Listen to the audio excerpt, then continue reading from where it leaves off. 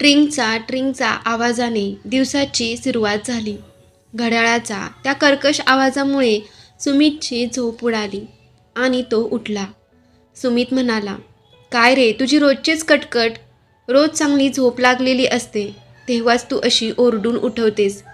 असे म्हणत सुमित बाथरूममध्ये जातो आणि छान ब्रश आणि आंघोळ करून बाहेर येतो. बाहेर आल्यानंतर लगबगीने तो ऑफिसमध्ये जाण्यासाठी तयार होतो. पोटाला आता सकाळचा नाश्ता हवा असतो, त्यासाठी तो फ्रीजमध्ये काहीतरी शोधतो. त्याला काही सापडत नाही तर अनायासा त्याच्या तोंडून निघते, मिताली, अगं काही बनवून दे ना, फार भूक लागली आहे.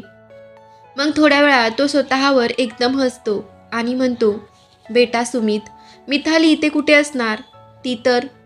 म्हणता म्हणता त्याचे डोळे पाणावले, पण त्याने स्वतःला सावरले आणि पुन्हा म्हणाला, चला सुमितराव, आपली पुढची मंजिल आहे कॅन्टीन. असे म्हणून तो लगबगीने घराच्या बाहेर पडला. सुमित थेट जाऊन बस स्टॉपवर जाऊन उभा राहिला. काही वेळाने त्याच्याबरोबर काम करणारे कर्मचारी मित्रसुद्धा त्या बस स्टॉपवर आले. थोड्या वेळाने बस आली आणि ते सगळे बसमध्ये चढले. बसमध्ये चढता चढता उडलेल्या सगळ्यांशी हाय हॅलो सुरू झाले. कारण की ती बस त्याच्याच कंपनीची होती. ती बस त्याच कंपनीच्या कर्मचाऱ्यांसाठी होती. म्हणून बाकीच्यांसारखाच सुमित ही सगळ्यांशी हाय हॅलो करत एका चेहऱ्यावर जाऊन अडकला आणि गप्प झाला. तो चेहरा आणि ती व्यक्तीसुद्धा तशीच एकदम गप्प झाली. दोघांनी एकमेकांकडे बघितले आणि शांत झाले आणि मग लगेच दुसऱ्या मित्रांसोबत गप्पा गोष्टी करत ऑफिसकडे जाऊ लागले. सुमित मागच्या सीटवर बसला होता म्हणून तो सारखा अधूनमधून त्या समोरच्या सीटवर बघत होता, या आशेने की कुणीतरी मागे वळून बघेल. परंतु या प्रतीक्षेत ती बस ऑफिसमध्ये जाऊन थांबली. एक एक करून सगळे खाली उतरू लागले. तरीही सुमितची नजर त्या व्यक्तीला शोधत होती. ती व्यक्ती त्याला उतरताना दिसली. आता पुन्हा सुमितला एक आस वाटू लागली की त्याच्याकडे ती व्यक्ती वळून बघेल. परंतु सगळं व्यर्थ. ती काहीच न बघता उतरून गेली.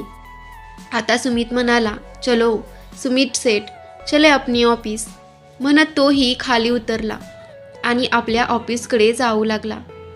सुमित ऑफिसमध्ये जाण्याच्या आधी कॅन्टीनमध्ये गेला आणि त्याने नाश्ता केला. त्यानंतर तो ऑफिसमध्ये गेला. तिथे जाऊन आपल्या सीटवर बसून तो आपले रोजचे कार्य करू लागला.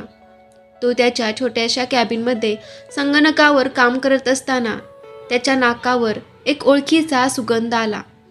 तो होता त्याच्या आवडीचा आणि त्याचा फेवरेट परफ्यूम. त्याने त्याच्या सीटवर उभे होऊन पाहिले तर ती व्यक्ती त्याच्या कॅबिनच्या शेजारीच उभी होती, कुणाशी तरी वार्तालाप करत. त्याला त्या क्षणी आठवले, हा परफ्यूम तर मी मितालीला तिच्या बर्थडेला गिफ्ट म्हणून दिला होता. तर आता ही मिताली मला प्रेम करते असे मला वाटते. तो मितालीकडे बघत उभा असताना मिताली परत जाण्यासाठी मागे वळली आणि तिची नजर सुमितवर पडली. तिनेही सुमितकडे मन भरून बघितले आणि तो मान खाली घालून तेथून चालली गेली. सुमितला आता जुन्या आठवणी स्मरण होत्या, ज्या त्याने फारच त्रास करून विसरण्याचा प्रयत्न केला होता. मिताली आणि सुमित हे बालपणापासूनचे मित्र होते. त्या दोघांचे परिवार आधी एकाच बिल्डिंगमध्ये राहत होते. ते दोघेही सोबतच लहानाचे मोठे झाले. त्याचबरोबर त्यांचे 12वी शिक्षणही सोबत झाले होते.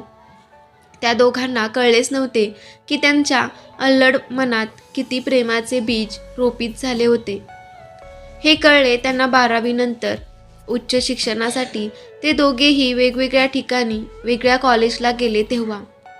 बालपणापासून सतत एक दुसऱ्याच्या सोबत असल्याने त्यांना दुरावा हा कधी जाणवलाच नाही. परंतु आता तो त्यांना फारच तीव्रतेने जाणवू लागला होता. त्याच रूपाने त्यांचे ते अल्लह प्रेम कोलांड्या मारू लागले होते. आता ते सतत एक दुसऱ्याला भेटण्याचे कारण शोधू लागले होते. पुढे त्यांचे ते प्रेम अधिकच प्रबळ आणि प्रचंड होऊन गेले. तेवढ्यात त्यांच्या नशिबाने एक वेगळीच कलाटणी घेतली होती. मितालीच्या वडिलांची बडतर्फी झाली होती. ते आता साहेब झाले होते म्हणून त्यांना त्या कंपनीने एक वेगळा फ्लॅट दिला होता आणि ते आता शिफ्ट झाले होते. आता या लव्ह बर्डसाठी आणखी दुरावा वाढणार होता. कारण आधी दिवसभर कॉलेजमध्ये दोघांची भेट नाही व्हायची, म्हणून ते घरी आल्यावर जास्तीत जास्त वेळ एकमेकांसोबत घालवायचे. परंतु आता तेही शक्य नव्हते, म्हणून दोघेही बैचेन होते. एके दिवशी दोघांनी एका ठिकाणी भेटण्याचा बेत आखला आणि ते भेटण्यास आले. ते त्यांनी ठरवले की आपण कायम एक व्हायचं, म्हणजे आपण लग्न करायचे. दोघांचे शिक्षण जवळजवळ पूर्णच झाले होते, म्हणून त्यांनी हा धाडसी निर्णय घेतला होता. त्यांनी हे सुद्धा ठरवले की आपण पळून जाऊन लग्न नाही करायचं. सत्य परिस्थिती आणि आमची इच्छा हे सगळं दोघांच्या घरच्या मंडळींना सांगून हे करायचे. जे करायचे ते ठरवून ते दोघेही आपल्या घराकडे परत गेले होते. घरी जाऊन त्या दोघांनी जे ठरवले होते त्याप्रमाणे घरच्या मंडळींना त्यांच्या प्रेमाबद्दल आणि लग्न करण्याच्या निर्णयाबद्दल सांगितलं. सुमितने त्याच्या आईबाबांना सांगितलं, आई बाबा, मी आणि मिताली आम्ही बालपणापासून एकमेकांसोबत वाढलो, शिकलो आणि आता आम्ही एक होण्याचं म्हणजे लग्न करण्याचा निर्णय घेतला आहे. तर याबाबत तुमची सहमती आम्हाला हवी आहे. ही गोष्ट ऐकल्यावर सुमितच्या आईबाबांना कसलाही आक्षेप नव्हता. फक्त चिंता होती की मितालीच्या आईची. इकडे मितालीने सुद्धा सेम सगळं तिच्या आईबाबांना सांगितलं आणि त्यांची परवानगी मागितली. तर मितालीचे बाबा एकच बोलले, बेटा, तू आता मोठी झाली आहेस.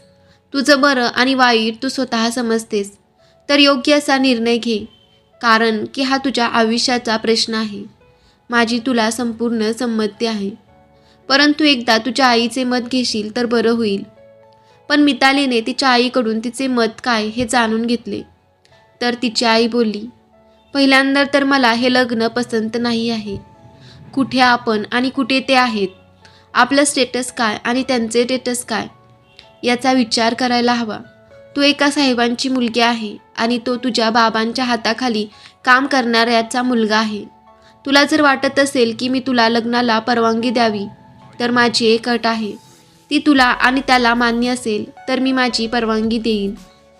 त्यावर मिताली उत्तरली, आई, कसली अट? तेव्हा तिची आई म्हणाली, सुमितला वेगळा फ्लॅट घेऊन त्याच्या आईबाबांपासून वेगळं राहावं लागेल आणि तुमच्या संसारात त्यांची कसलीही ढवळाढवळ चालणार नाही. हे जर तुम्हा दोघांना मंजूर असेल तर मला हे लग्न करण्यास आपत्ती नाही आहे. दुसऱ्या दिवशी दोघेही पुन्हा भेटले. तेव्हा सुमितने सांगितलं, मिताली, माझ्या आईबाबांनी एकमुखाने आपल्या लग्नाला परवानगी दिली आहे. तुझ्या आईबाबांचं काय म्हणणं आहे? मितालीला कळत नव्हते काय बोलावे, म्हणून तरीही तिला बोलावे लागणार होते. तर ती बोलली, सुमित, माझ्या बाबांनी सुद्धा परवानगी दिली, परंतु माझ्या आईने, म्हणून ती थांबली. सुमित बोलला, काय झाले मिताली? काही समस्या आहे काय तुझ्या आईला? मिताली उत्तरली, हो, पण मी मॅनेज करून घेईल. पण सुमित बोलला, अगं हो, पण काय प्रॉब्लेम आहे ते तर सांगशील. आणि एक गोष्ट, आपण ठरवले होते की कुणालाही काहीही असत्य सांगायचे नाही. सगळं आपण खरं आणि सत्य सांगून करायचं आहे. तर तूही मला खरं काय ते सांग, मगच मी पुढे पाऊल टाकणार. आता शेवटी मितालीला सत्य काय हे सुमितला सांगावं लागलं. ती बोलली, सुमित, माझ्या आईचं म्हणणं आहे की तू एक वेगळा फ्लॅट घेऊन माझ्याबरोबर तुझ्या आईबाबांपासून वेगळं राहायचं, तरच ती आपल्या लग्नाला परवानगी देईल. कारण की तिला समाजातील तिचे स्टेटस सांभाळायचे आहे आणि तुझ्या घरच्या लोकांना ती आपल्या स्टेटसच्या बरोबरचे समजत नाही. आता मात्र सुमितलाही विचार आला होता. तेव्हा मिताली म्हणाली, सुमित, माझे मन मानत नाही या गोष्टीला. कुणी कसं काय आपल्या आईबाबांपासून वेगळे राहणार, आणि तेही अशा बिंडोक बाईमुळे. मग सुमित मितालीला घेऊन सरळ आपल्या घरी गेला आणि त्याच्या आईबाबांना हा मुद्दा ठेवला. त्याला मितालीने सांगितलेला सगळा प्रकार त्यांच्या पुढे सांगितला. तेव्हा त्याची आई बोलली, बरोबरच आहे त्यांचं, ते श्रीमंत आहेत आणि आपण एक सामान्य मनुष्य आहोत. त्यांना मोठमोठ्या लोकात उठावे बसावे लागते. याचा विचार आपणही करायला हवा. आमचा तर निर्णय आम्ही दोघांनी एकमुखाने आधीच सांगितला आहे. आता तुम्हा दोघांना काय करायचं आहे ते ठरवायचं आहे. सुमितला जर वेगळं राहायचं असेल तर ही आमची काही हरकत नाही. राहून राहून किती लांब राहणार आहे, या शहरात तर राहणार आहे ना. मात्र हे सगळं बोलताना सुमितच्या आईंचे बोलणे आणि त्यांचा चेहरा हे मेळ खात नव्हते. कुठेतरी त्यांच्या मनात पोटच्या मुलापासून दूर राहण्याचे दुःख त्यांच्या डोळ्यात दिसत होते. ते दोघेही त्यांच्या लेकरांच्या आनंदासाठी हा त्याग करण्यास तयार होते. आता निर्णय मिताली आणि सुमितला घ्यायचा होता. दोघेही घरातून बाहेर पडले आणि बाहेर येऊन आपापसात बोलू लागले. तेव्हा मिताली बोलते, सुमित, मला काही बरं वाटत नाही आहे. तू तुझ्या आईबाबांपासून वेगळा राहशील. अरे, त्यांना तुझी फार आवश्यकता आहे. तेव्हा सुमित ही म्हणतो, हो ग, माझे मन ही तेच बोलत आहे. मला तर वाटते आपल्याला काहीतरी मार्ग काढावे लागेल. अथवा मग मिताली बोलली, का बरं थांबलास तू? काय करणार आहेस? तेव्हा सुमित म्हणाला, मिताली, मला एक गोष्ट सांग, तू माझ्यापासून दूर राहू शकतेस काय? मिताली म्हणाली, काय म्हणतोस तू आणि काय करायचा विचार आहे तुझा? तेव्हा सुमित म्हणतो, मला माहीत आहे की तू माझ्याशी आणि मी तुझ्याशी किती प्रेम करतो, परंतु तेवढंच प्रेम मी माझ्या आईबाबांना सुद्धा करतो. त्यांनी बालपणापासून वाटेल तितके हालापेष्टा सहन करून मला वाढवले, माझे शिक्षण पूर्ण केले आणि आज जेव्हा त्यांना माझी आवश्यकता आहे तेव्हा असा मी त्यांना सोडून वेगळे कसा राहू? मग मिताली बोलते, हो रे, ही गोष्ट माझ्या मनालाही आवडली नाही. माझ्या आईने असे वागले नाही पाहिजे. तर मग आता बोल, आपण काय करायचं पुढे? तेथे थोड्या वेळेपुरती शांतता निर्माण झाली आणि काही वेळानंतर सुमित म्हणाला, आपण वेगळं राहायचं म्हणजे तू तुझ्या घरी आणि मी माझ्या घरी. जर ही अट तुझ्या आईला मान्य असेल तर आपण लग्न करू, अथवा आपण अकाळी विण लग्नाचे राहू. तेवढ्यात सुमितच्या बाबांचा आवाज मागून आला. ते बोलले, बेटा, दोघेही जरा घरात येता काय? आम्हाला तुम्हा दोघांशी काही बोलायचं आहे. ते दोघेही घराच्या आत गेले आणि म्हणाले, काय झाले बाबा, काय बोलायचं आहे? सुमितचे बाबा म्हणाले, मला माफ कराल पोरांनो, मी तुमचे बोलणे मागून उभे राहून ऐकले म्हणून, परंतु मी ते ऐकले म्हणूनच आम्ही हा निर्णय घेण्यास सक्षम झालो की तुम्ही लग्न करा. तुझी आई म्हणते त्यानुसार तुम्ही दोघेही तुमचा संसार थाटा. आम्हा म्हाताऱ्यांचं काय आहे, आज आहो आणि उद्या नाही.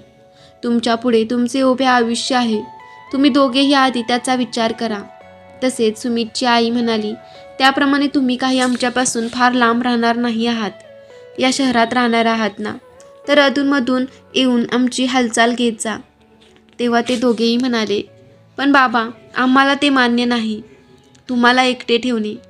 बाबा म्हणाले, अरे बेटा, मी आधीच बोललो ना, तुम्ही आम्हाला भेटण्यास येऊ शकता की नाही?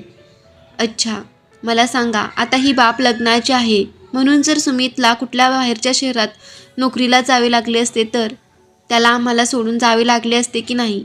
तुम्ही तसेच काही समजा ना. तुम्ही निश्चित तुमच्या आईला सांगा, आम्ही वेगळे राहायला तयार आहोत, तर आम्हाला लग्नाची परवानगी द्या. सुमितच्या बाबांनी त्यांच्या दोघांमधील हा प्रश्न मोठ्या समजदारीने सोडवला होता.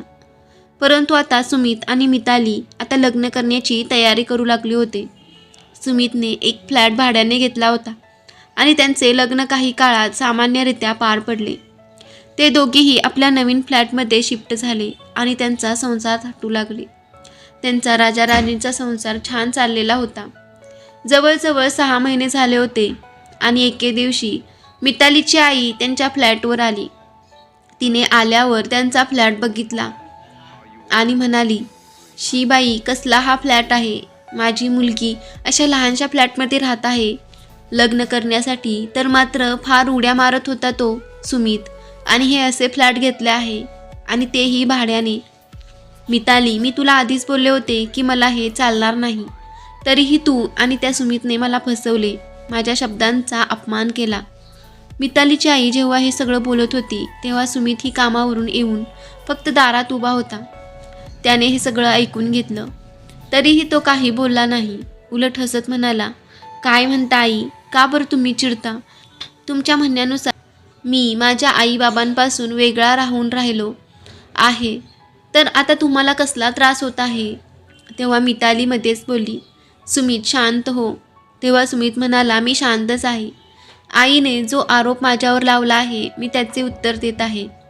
मिताली पुढे म्हणाली, हो, तू उत्तर दे आहेस, परंतु थोडा आवाज कमी करून बोल. ती माझी आई आहे आणि ती आपल्या घरी आली आहे. सुमित म्हणाला, हो, मी सुद्धा हे जाणतो की ती आपल्या घरी आली आहे आणि तिला समजायला पाहिजे की दुसऱ्यांच्या घरी गेल्यावर कसे वागले आणि बोलले पाहिजे. सुमितच्या या कथनाने तर आगीत तेल घालण्याचे काम केले होते. तेथील वातावरण आता हळूहळू तापायला लागले होते. तर मित्रांनो, आत्तापर्यंतची कथा कशी वाटली कमेंट करून नक्की कळवा. आवडल्यास लाईक करा आणि पुढे सुमित आणि मितालीच्या आयुष्यात काय होते हे जाणून घेण्यासाठी पुढचा भाग नक्की बघा. अशाच नवीन नवीन गोष्टी ऐकण्यासाठी आपल्या चॅनेलला सबस्क्राईब करा. धन्यवाद.